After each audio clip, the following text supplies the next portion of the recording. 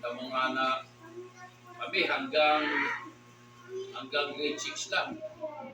Meron ng mga estudyante na nagbe-break na eh. Grade elementary lang yun, ha? Anong ano yun? Anong grade? Mga grade 6. Be-break na. Siyempre, ang tinitraining ng mga grade 6 pagdating sa school, hari-hari yan. Mga grade 5. Yan yan eh.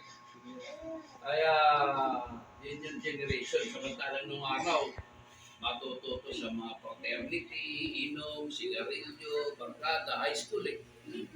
Ngayon, grade school. Ngayon, dati nabubuntis sa mga bata nang umatid tayo ng seminar, Pastor Joey, tungkol sa survey ng mga nabubuntis sa mga bata. 13, 14. Sa Palawan, magkano? 12 anyos. Basta mabubuntis, yun, ito naman iba. Punta ka lang ng baboy, tsaka yun na yung, iuwi mo na yun. Kaya paano yan, sister, pag di nila sa Maynila, hindi pwede. Kaya yung mag-aasawa doon, hindi makakaalis.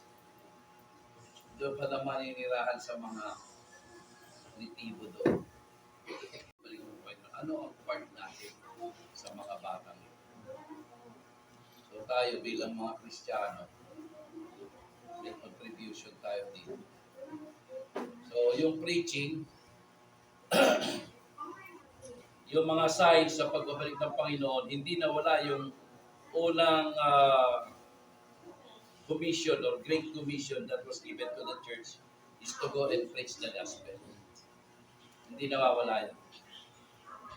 Kaya nga sabi sa Bible, after na this gospel na maipangaral sa lahat, ay dadating ang wakas.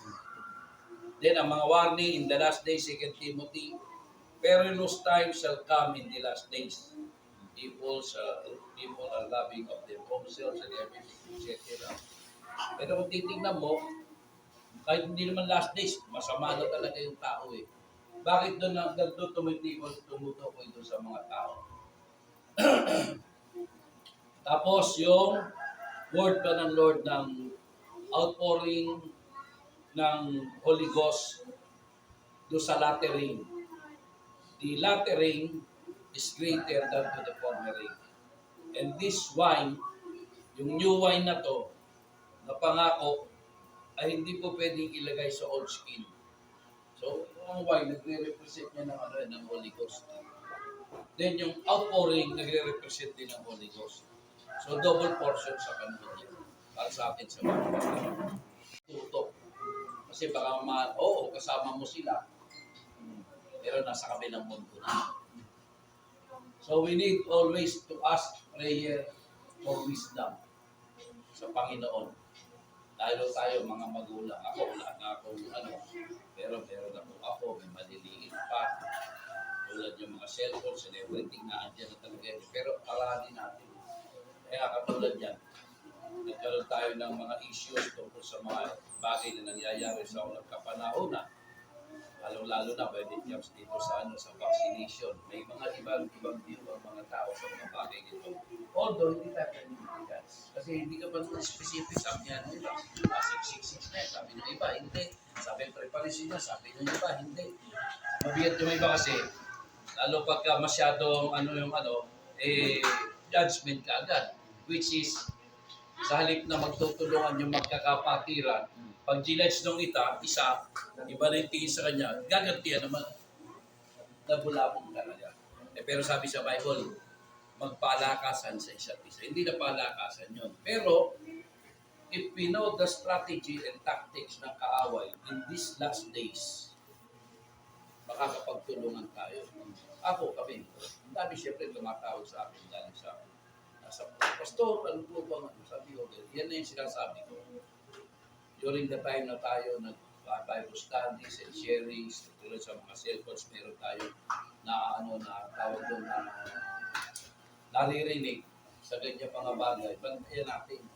Kasi dito mo pupunutin yung faith eh. Yung bawat faith na meron tayo sa isa't isa, diyan mo pupunutin eh. Kung paano ka maninindigan. Ay, paano kung wala ako? Paano kung pastor eh? Layo-layo tayo. Wala tayo communication. Sino magpapalakas sa atin? Kaya ang sabi ng Lord, noon pa, na ang sabi ng Bible, itong kanyang salita, sabi ng Lord kay Joshua, ikintal mo sa iyong liig, ay bulay-bulayan mo araw at gabi. Kaya maganda na meron tayo na mga bata, meron mga ang tawag dito, memory verse. At the same time, yung history sa New Testament, doon sa pagpapatuloy ng pangaral ng pagliligtas ng tao sa sanlibutan ay binigay niya na si Christ, kahit si Christ mismo at ang ibang mga alagad, ginamit ang Old Testament bilang reference sa mga bagay na pinapangaral nila. Doon sa New Testament yun.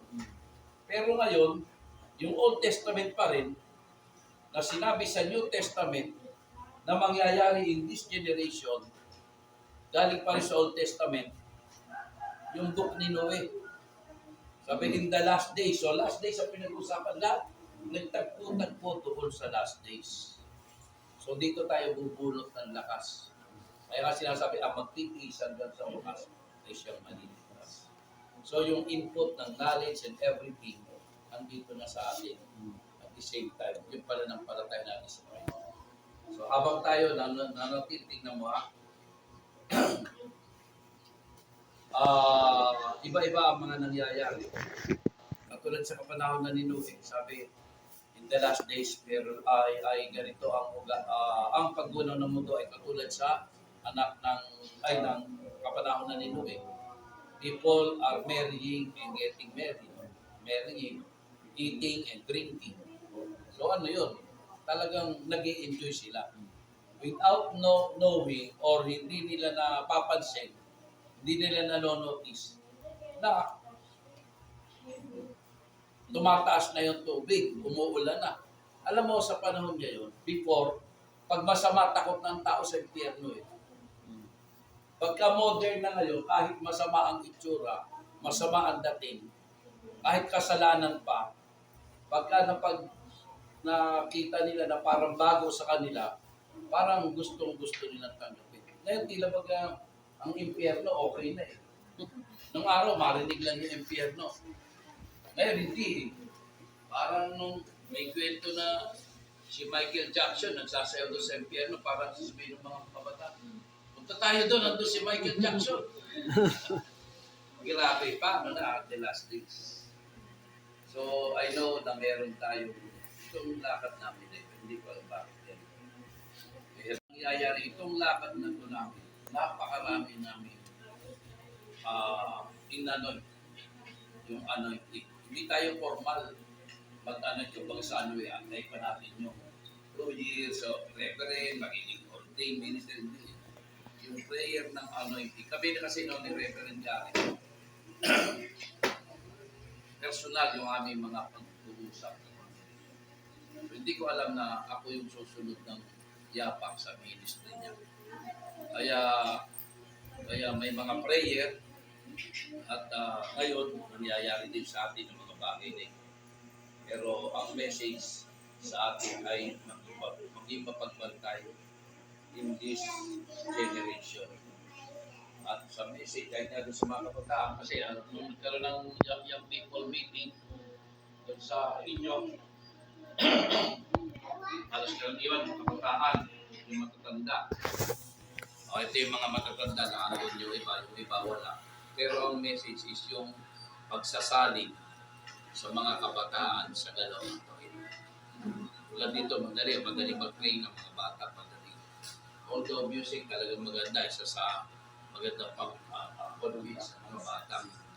So may sasali natin dito. But yung kaalaman at paninindigan sa pananampalataya sa panahon, isipin mo na lang kung wala ka, ano mangyayari sa mga so pagsasaling natin sa kanila.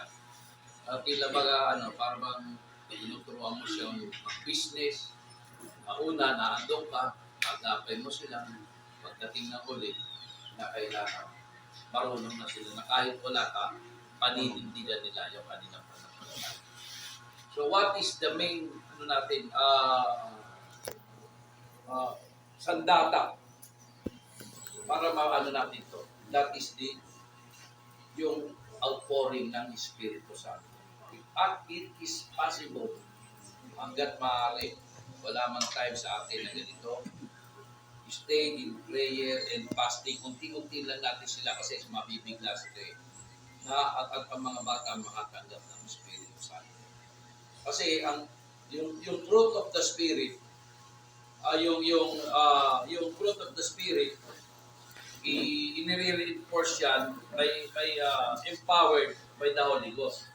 But the gift of the Spirit, dadating yan after that the Holy Ghost will come upon you. And ye shall receive power. Yung gift na doon i-empowered na lang yun eh. Pero yung gift ng visions, they will see visions, makakita silang visions, panaginip, mga revelations, na supernatural na yun. Na alam mo, ang Lord, kung merong nagawang technology ang mundo sa mga bagay na ito, mga robotic, mas advanced ang Panginoon. Pero hindi natin makakuha yung pagiging advanced ng Lord kung ating spirit malayo sa Panginoon. Kaya, ang isa pa ngayon, yung panlalamig sa pananampalataya, marami ang nauulog, marami ang nilalamig. Dahil sa pagsagana ng katampalasanan, sabi sa Bible, ang pag-ibig ng marami ay manlalamig, gulit ang magtitiis hanggang sa wakas ay siyang maliligtas. So, mayroong pagtitiis.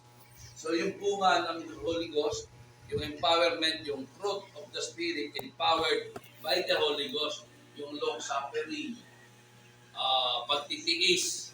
So, pag napagtitiisan natin yung mga bagay na ganyan, na tayo nangahawakan sa Panginoon, hindi tayo mauulog. Pero ano nagbibigay sa atin ng lakas, kundi yung galaw pa rin ng Espiritu Santo. So kahit ikaw, ako ay na magising ko sa madaling araw, yung prayer, yung personal mo. Kasi hindi necessary na pupunta ka sa church para ikaw pinakailangan na doon ka lulod para mag-pray. Hindi. Nagkano tayo sa Panginoon, 24 hours connected tayo sa Panginoon. Kahit nagtuturo ka, nag-business ka, may kausap ka o whatever, andyan kasi yung Spirit ng Lord. Kaya nga, kakakumisa, may kausap ka, mararamdaman mo, titignan mo sa mata, merong bagay na ano. Ako, meron isa, tuturo mo. Alam, pagdating ng panahon, gagamitin ka ng Panginoon. May mga prophetic word. Kasi babad ka dun sa Hindi ibig sabihin na maghapon nagtatangs ka, hindi naman gano'n yun eh. Nandun na sa iyo.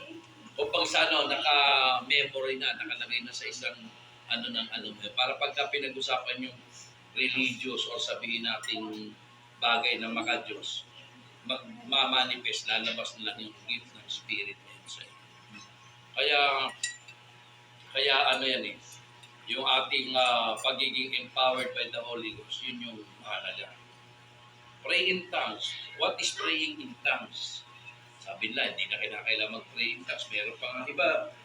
Alam mo, isa sa delikado sa kasalanan ng tao na hindi magpamana ng buhay na unang bigyan. Number 1, sa buhay na ito, yung matatakan ka ng 666.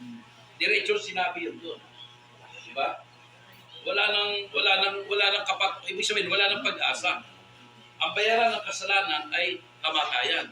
Pero yung mga kamatayan ng pagnanakaw, pakikiapin, yung mga bagay na kasalanan na normal na nagagawa ng tao, sa kahinaan ng tao sa kaalaman, napapatawad eh.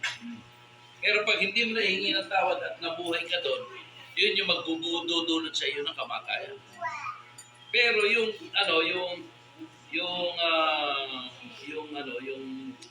666, once natatakan ka nito, wala ka ng pag-asa. Kaya yung nagkaroon ng itong mga pandemic, mga vaccinations and everything, yun ang nagiging question sa mga tao. Well, hindi pa naman talaga natin na yan yun. And we need, siyempre, kasi ang approach ng government, pag hindi ka na trabaho sa ganun mga bagay, we need to pray for them whatever. Pero ang naging ko lang kasi sa ganun bagay, is pag hindi kinaya ng katawan mo, pero hindi pa naman siguro yan yung talagang sinasabing wala ka ng hindi naman yun ang Kaya lang mahirap pagka hindi kinakatulad ng kapatid ko, hindi kinaya ng kanyang katawan. Sa halip na bumaba yung buhay niya, kasi hindi kinaya ng system niya, lalong napadali yung buhay niya. So, sa ngayon, malalaman naman natin yan, pagka malakas naman yung katawan ng tao, kung sakali man nagkakaroon ng side effect, tayo rin na magtutulungan para sa prayer sa kanila. Kaya nga ano yan huwag natin i-judge basta-basta. Pangalawa is yung ano yung empowerment ng Holy Ghost sa buhay ng bawat isa sa atin. Lagi tayong puspos, lalong-lalo sa mga kabataan, sa kapanahonan ngayon, yung revival, kailangan natin yon. At ito ang magbibigay sa atin ng discernment sa mga bagay na mangyayari. Sa mga bagay na mangyayari sa hinaharap. Kaya nga yung pagbabasa ng Bible studies, mga learning and everything, at the end of the day, yun ang babasihan mo. Pastor, ito na ba yung sinasabi sa huling kapanahonan? Ano yung sinasabi tungkol sa mga bagay na to? So John, papasok ngayon ang ating mga understanding, ano ang mga bagay na mangyayari sa huling kapanahon na tayo ay magiging. Kasi tayo rin ang gagamitin ng Panginoon, lalo-lalo na sa next generation na meron tayo. Nakikita ko na sa panahon ngayon na kailangan mas lalong mas maging mainit sa paglilingkod sa Panginoon at sensitive sa move ng spirit. Kasi ang number one target talaga ng kaaway is i-destroy ang simbahan. Kami, victim kami ng distraction ng church. Gulang. Biro mo, tinitraining mo, inaano mo lahat biglang. Wala pa sa atin, wala lahat. Tatlo lang yung natirang matanda sa amin. At ikortina, dala. Kasi kanina daw yun eh. Grabe talaga yung gawa ng tao. Kung na magpapastor dito, hindi na ako ayaw. Pagsubok pa rin sa akin yan eh. Kasi, alam niyo kung ano dapat natin gawin sa atin. Una-una, sa pagsunod sa programa ng Lord, dapat alam mo kung ano ang calling mo sa harapan ng Panginoon. Ay, ako na rin sa Bible Ministry, the evangelist, the Reverend Garrett, ang teaching niya, discipleship lang. Tapos we have the teacher. Teacher ay isa to sa ginagamit ng Lord. At evangelist, teacher, apostle, prophet, ano pa isa? Pastor. So pag after na evangelism, naglalagay tayo ng pastor. So lahat yan, kinakailangan, may mga learning tungkol sa word of God. Ngayon, ang isang ina natin ngayon is yung sinasabing hindi naman ng pastor ang calling ko eh. Kaya hindi siya masayang magpapastor. Ngayon, dito naman matatandang pastor, magpastor ka. Pastor, kasi hindi natin masyadong naano yung tungkol sa calling ng Panginoon. So, kung ang nalaman ko sa ganyan, kung ikaw ay kung anong profession mo, mula pa nung bata ka, hanggang sa ikaw ay tumanda, na ito yung naramdaman mo, diyan ka gagamitin ng Lord. Ang mga magulang lang natin, o tayo, huwag natin kalimutan na sabihin natin na, anak, inihandog kita sa Panginoon.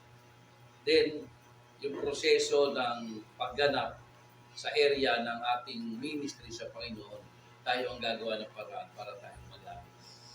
At tulad ng mga sundalo, kaya pumasok yung chaplains. Si Daddy Palacio, retire na.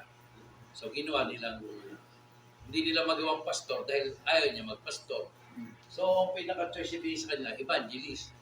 Pero evangelist niya, yun talaga. Pero yung ba talaga, ano related yung pagiging evangelist niya sa pagiging sundalo niya na pinagdaanan niya na lumaki siyang young people. May presidente pa ata ng young people ng region, sa mga ganon.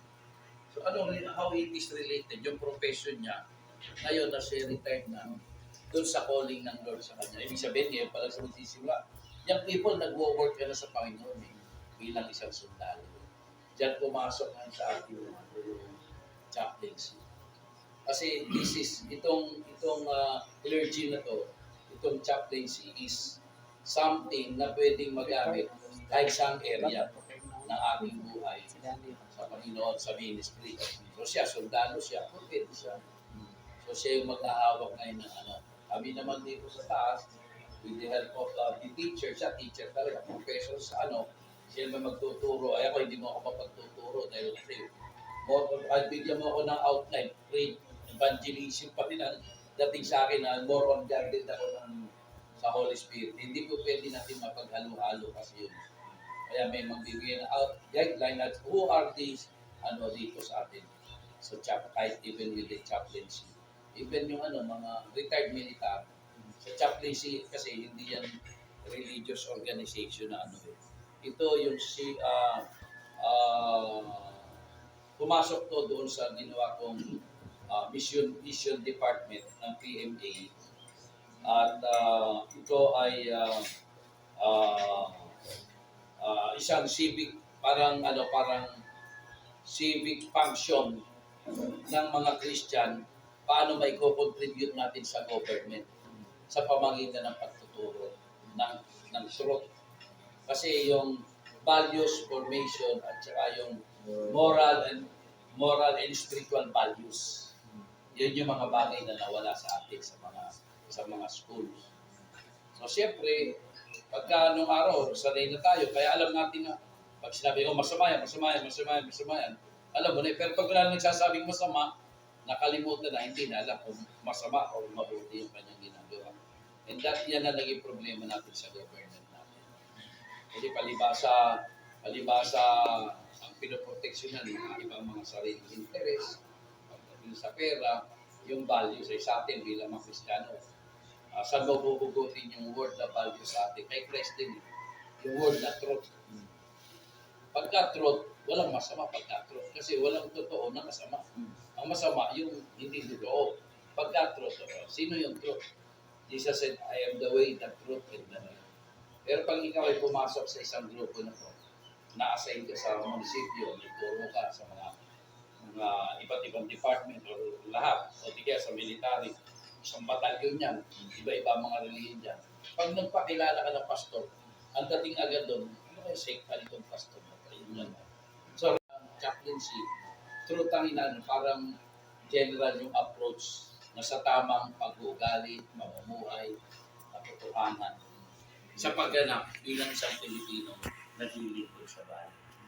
Papasok na yan ng mga teachers. Pwede kayo lang sa ganyan mga young people natin. Plus sa mga iba pa mga civic group na nilalagay ng Lord sa puso para mag-materialize. Pero at the same time, maganda yung tayo na involved din sa mga bagay nito kasi nababantala sa mga teachers natin iba-ibang lugar. Nababantayan natin yung galaw ng tao. But be sensitive sa mga decisions na gagawin natin. Kasi bilang leaders, bilang pastors, sa atin nakasalalay ang pagsunod ng ating mga pamilya, ng ating mga bata.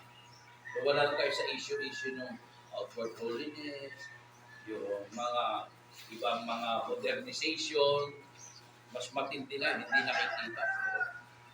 So mabantayan natin yun. And yung empowerment ng Holy Ghost at gift ng Panginoon, kailangan natin yan para makapanindigan tayo sa ating pananampalataya sa Panginoon. Kasi kung wala yun, kung walang Espiritu Santo, hindi mo kayang ipagtanggol ang pananampalataya. Hindi mo kaya yan. Si Peter, example na lang, ulitin ko yun si Peter. Diba? Estudyante ni Christ, equipped ni Christ, nakita niya yung himala, bagsang best friend ni Christ, lahat ng learning, kumbaga saan ako si Christ ay isang Biblia, nasa kay Peter na lahat. Pati hindi niya, pagdidibati niya na siguro panalo pero hindi dibati ang labanan dito Ang paglabanan dito, yung panindigan sa pananampalataya O bakit hindi niya napanindigan si Peter si Christ? Di ba? Andun lang si Christ. Dito si Peter. Di ba magkasama kayo? Kasama mo. Kasama mo Peter. So, dininay mo na yung faith mo. Ay, paano pagdating ng panahon? Kristo o buhay? Pananampalataya o buhay? So, kasi ang tao, limitado lang yung ating paninindigan. O pag sa Lord, mahal kita. Bakit?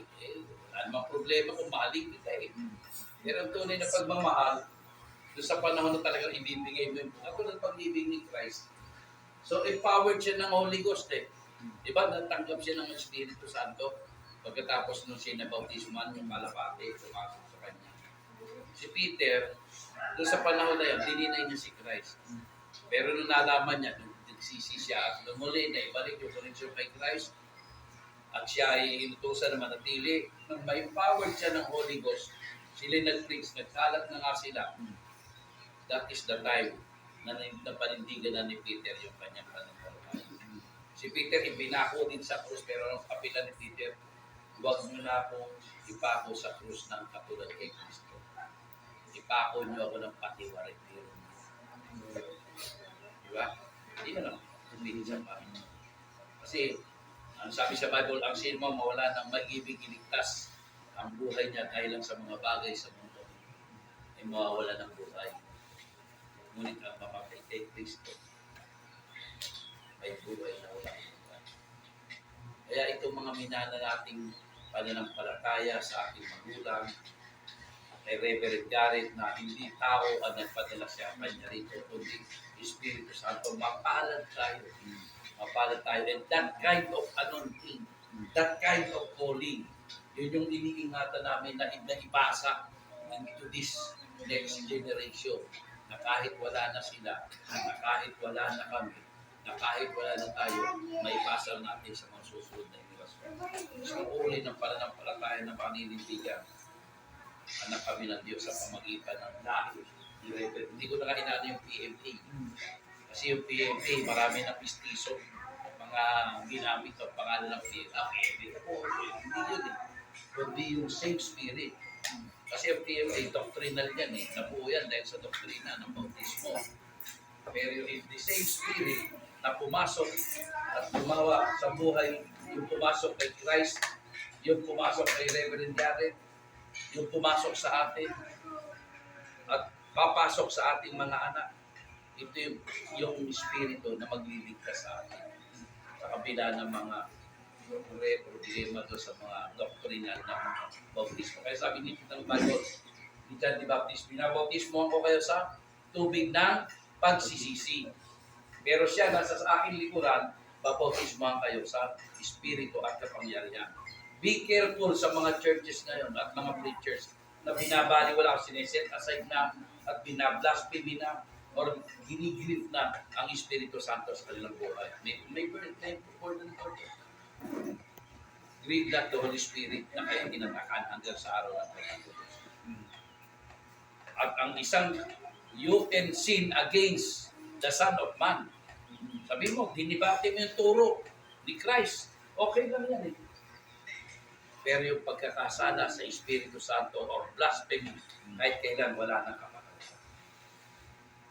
Alam mo kung ano ito sasabihin ko sa inyo yung blasphemy sa Holy Spirit. It's not because na hindi mo siya napapag. Yung ini-ignore mo siya, hindi pa yun yung talagang totally, unless na talagang namatay ka, na in-ignore mo na yung move ng Spirit sa buhay mo. Kasi ano yun, challenge yan eh. Gagawin ko to o hindi. Kasalanan o hindi. Yung it is battle between truth and sin and truth o katotohanan at mali or sin and katotohanan. That is a battle about that. Pero kung ikaw ay nakabawi at hindi pa talaga yung sinasabi pa umusok sa Espiritu agad, you still have a chance. Pero ang isang mapapibigyan, kung once na natanggap mo ang Espiritu Santo sa buhay at sinabi mo, hindi totoo ito, hindi ako naniniwala. Ganon yan. Maraming ganon yan. Anong preaching nila ngayon? Hindi na po natin kailangan ng Espiritu Santo. Andito na yung salita ng Diyos. Yan ang pinaka-deceiving point ng kaaway sa Diyos. Pagka ganon yung ano na parang, ay, hindi na kailangan ng Holy Spirit. Tama ang word eh. Kailangan itong word, dito ka maninindigan, di ba? Sa pamagitan ng kanyang salita. Yung salita ng Christ ng Christ na nalabag mo, yung word ni Christ, pero sabi, may pakapatawaran ka pa dyan. Pero itong Holy Spirit, wala na. At titingnan natin kung may mga kasama tayo na ganyan ang nangyari. Bantayan natin dyan kasi yun ang pinaka-last chance ng tao. Bukod doon sa Holy Spirit kasi banal yun is yung tatak pagdating ng panahon. Ito naman mga matatatakan pagdating ng panahon, sinasabing wala nang kaligtasan. They were given all the chance sa buhay nila. Pero still, naging mahina pa rin sila. Kasi hindi ka magagapi na kaaway kung ang Holy Spirit ay nasa iyo. Yun ang maging empowered sa iyo. Pero mo nga sabi, ipapatong ang kamay sa may sakit. Magsisigaling, magpapalayas ng demonyo. Kung yung demonyo tumatakbo, yung pagkasalanan makapasok sa iyo. Kailangan palagi kang empowered ng Holy Ghost. Pero, once na nireject mo na yan, wala ka ng pag-asa. Parang katulad kay De La Peña. Si Lolo, yung anak ni De La Peña na isa sa evangelist ng PMA na nasa Palawan. Anong banda ulit sinabi niya? Hindi ako naniniwala sa PMA kung saan kami ibinulat ng tatay namin kasi hindi ito ang katotohanan. Ang katotohanan na kay Almeida. Diba? Kilala niyo ang Almeida Group, yung healing, patay na buhay, bulag, nakakita, TV, nakapagsalita, maraming himala. Hindi natin sinasabing mali kasi yan nakipag-fellowship din sa PMA. Doon pa nga kumuha ng lakas yan ng prayer and fasting kay De La Peña noong araw. Doon lumipat yung loloy. So parehas lang din doon. Eh pag nung lumipat doon, nag-iba na yung parang ang kanyang mas naniwala pa siya sa ibang tao kaysa pananampalataya ng tatay niya. Ay, yung pananampalataya niya, may anointing to eh. Yung pananampalataya niya, dahil bunga ni Gary to. Yung anointing kay Gary, talagang ginamit ng Panginoon. Isa yan sa evangelist ng alam yan ng mga taga-Mindanao, kasabay nila yan doon. Na dinala mula Mindanao hanggang Masbate, Quezon, hanggang Palawan. Di nangyari. So pagdating ng panahon na yun, nung una ako naniniwala, ang kaaway, pag Christian ka, puno ka ng Espiritu Santo ng Panginoon. Yung palaso ng kaaway, yung patalim ng kaaway na kaganyan, hindi lang maitusok sa'yo kasi bulletproof ka eh. Nakasuhod ka ng bullet. Yung anointing ng Lord nasa iyo, hindi tatalam. Yung kahit anong ulam yan, kahit anong gawa ng kaaway yan, kahit aksidente o whatever, hindi mangyayari yan na hindi pinahintulutan ng Lord unless susubukin ka ng Panginoon. Hindi tatalam talaga sa iyo. Pero pag nahubad yung glory ng Lord, ng pagliligtas ng Lord sa buhay mo, that is the time. Kung sinabi niya yung gano'n, ilang panahon na, lumaki yung tiyan, lumaba yung tila, hanggang sa lumakay. Sino in-idol niya? Salit yung tatay niya, nasa tamang pananampalataya. Ang idol niya si Almeida. Ngayon, nasa si Almeida. Kamali na rin, bakit?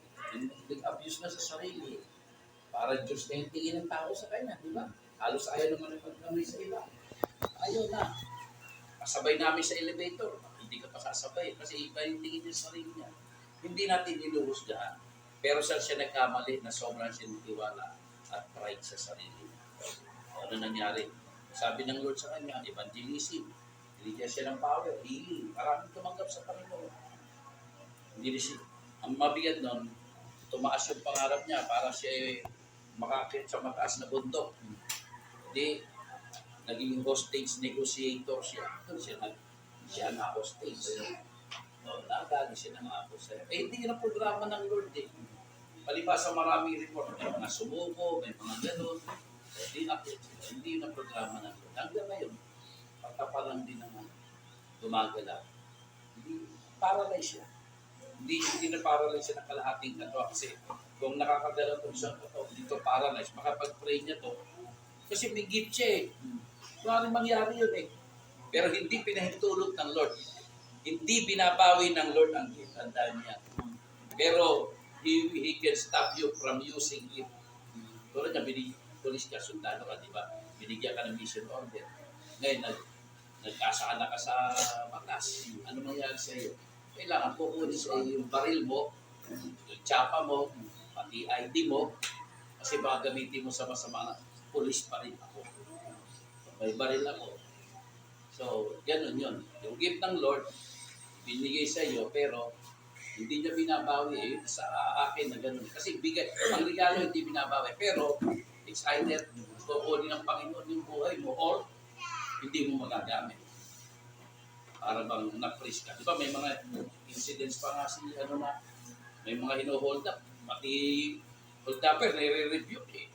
Napiprease yung mga Marami mga ganun eh. Kaya iba ang galaw na. Sayang. Ngayon, ganun pa rin ang sistema sa ano niya.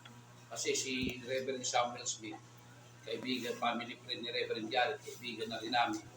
Pagka pumupunta rito, pumupunta kay Almeida, balain niya yun eh. Yung asawang anak ni anak ni Almeida na babae, saka si anak ni Reverend Samuel Smith na lalaki, foreigner, yun yung mag-asawa. Yung foreigner, yun ang close friend namin. Yung pati yung anak, kaya may kanya-kanyang ministry. Kaya doon ko nakita na, anong lesson natin dito? Huwag tayong magpalalo sa kalooban. Sa atin, ang trabaho lang natin, sumunod sa programa. Kaya nawa, ako'y nagagalak sa lugar na ito na ginamit ng Panginoon. At